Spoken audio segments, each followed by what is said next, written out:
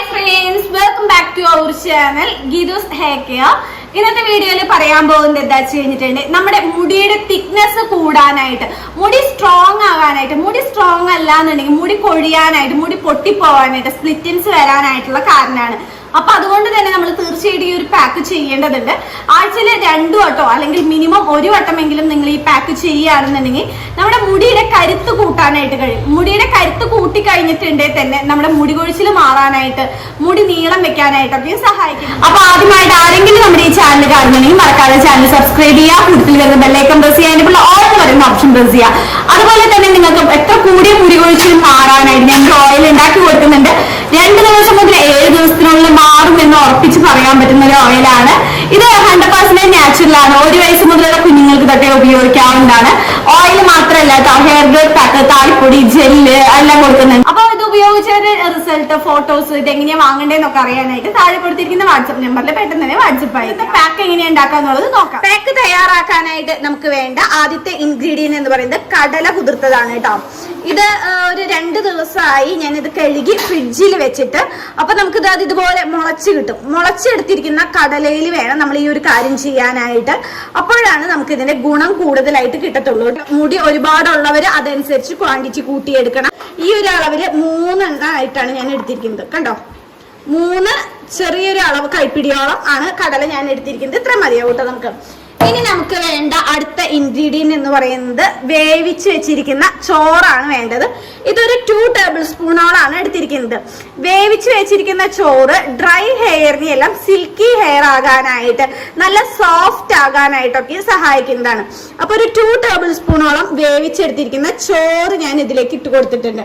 ഇനി നമുക്ക് വേണ്ട അടുത്ത ഇൻഗ്രീഡിയന്റ് എന്ന് പറയുന്നത് നാളികേര പാലാണ് വേണ്ടത്.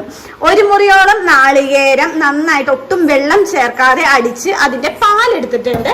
അതാണ് നമുക്ക് ഇതിലേക്ക് ഒഴിച്ചു കൊടുക്കുന്നത്. ഇത് നല്ല തിക്കിൽ വേണം, ഒട്ടും വെള്ളം ചേർക്കാതെ വേണം നാളികേരപ്പാൽ എടുക്കാനായിട്ട്. നാളികേരപ്പാൽ എടുക്കുമ്പോൾ നമ്മുടെ മുടി കൂടുതൽ കരുത്ത് കിട്ടാനായിട്ട്, മുടി പൊട്ടിപ്പോകുന്നില്ലാതാക്കാനായിട്ട്, കൊഴിച്ചിൽ മാറ്റി റീഗ്രോത്ത് ഉണ്ടാവാനായിട്ട്, സിൽക്കി ഹെയർ ആകാനായിട്ടൊക്കെയും സഹായിക്കുന്നതാണ് നാളികേരപ്പാല്.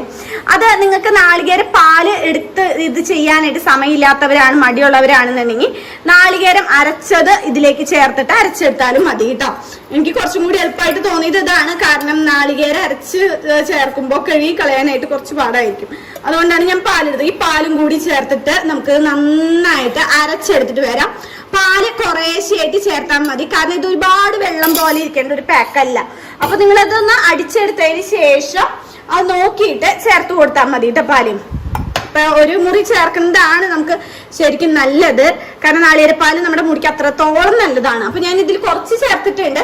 ഇനി നമുക്കിത് അടിച്ചെടുത്തിട്ട് വരാം. ഒരുപാട് ഇപ്പൊ ഞാൻ ഇതിൽ അടിച്ചെടുത്തിട്ടുണ്ട്. കണ്ടോ, ഇപ്പൊ ഇത് നല്ലോണം തിക്കായിട്ടുണ്ട്.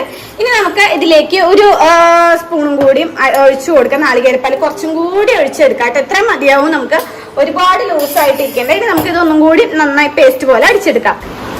ഇപ്പൊ നമ്മുടെ ഹെയർ പാക്ക് ഇവിടെ റെഡി ആയിട്ടുണ്ട്. ഇതേ കണ്ടോ, നല്ല ക്രീം പോലെ ആയിട്ടുണ്ട്. അത് ഇതുപോലെ ഇരിക്കണം കേട്ടോ നമ്മുടെ പാക്ക്. കാരണം തരി ആയി കഴിഞ്ഞിട്ടുണ്ട്, കഴുകി കളയാനായിട്ട് ഇച്ചിരി പാടായിരിക്കും കേട്ടോ. ഇനി നമുക്ക് ഇതൊരു പാത്രത്തിലേക്ക് മാറ്റിയിട്ട് സ്കാൽപ്പിൽ അപ്ലൈ ചെയ്ത് കൊടുക്കാം. ഇത് ഹെയറിലേക്ക്, സ്കാൽപ്പിലേക്ക് ഒരേപോലെ തന്നെ ഇട്ട് കൊടുക്കണം. മുടി നല്ല സിൽക്കി ആകാനായിട്ടൊക്കെ നല്ലതാണ്.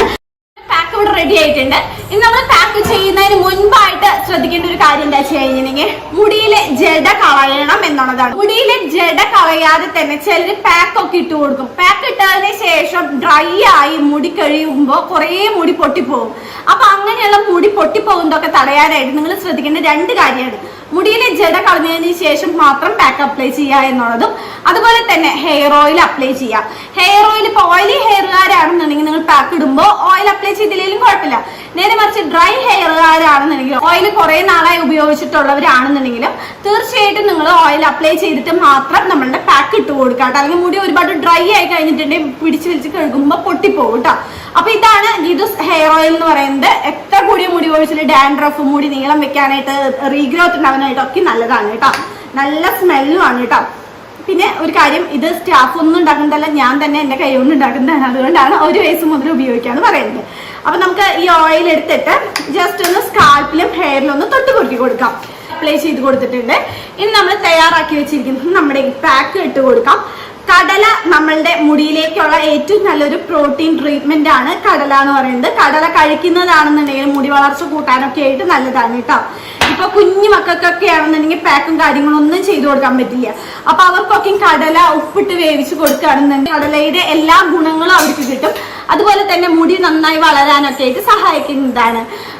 അപ്പോ ഈ കടല വേവിച്ച് കൊടുക്കുന്നത് പോലെ തന്നെയാണ് നമ്മുടെ മുടിയിലേക്ക് ഈ പാക്ക് ഇടുന്നത് കേട്ടോ. ഇനി കടല തിന്നാൻ ഇഷ്ടമല്ലാത്ത വലിയവരാണെന്നുണ്ടെങ്കിൽ പാക്ക് ഇട്ട് കൊടുത്താലും മതി. നമ്മുടെ സ്കിന്നിലേക്കും ഹെയറിലേക്കും ഒരേപോലെ തന്നെ ഗുണമുള്ള ഒന്നാണ് കടല എന്ന് പറയുന്നത്. പാക്ക് ഇട്ട് കഴിയുമ്പോൾ നമ്മൾ ജസ്റ്റ് അപ്ലൈ ചെയ്ത് വെറുതെ നോക്കിയിരിക്കാതെ മസാജ് ചെയ്ത് കൊടുക്കാനും ആരും മറക്കരുത്. ഇത് സ്കാൽപ്പിലേക്കും ഹെയറിലേക്കും ഒരേപോലെ തന്നെ ഇട്ട് കൊടുക്കേണ്ട പാക്കാണ് കേട്ടോ.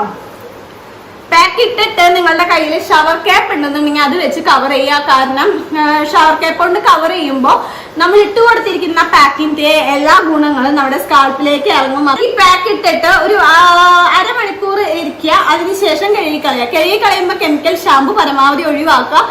ഇതിന് പ്രത്യേകിച്ച് സ്മെല്ലോ കാര്യങ്ങളോ ഒന്നുമില്ല. ഇനി ആ പേര് പറഞ്ഞിട്ട് ആരും ഷാമ്പു ഇടാൻ നിൽക്കണ്ട. ഷാമ്പു ഇടേണ്ട ആവശ്യം വരുന്നില്ല ഇതിന്.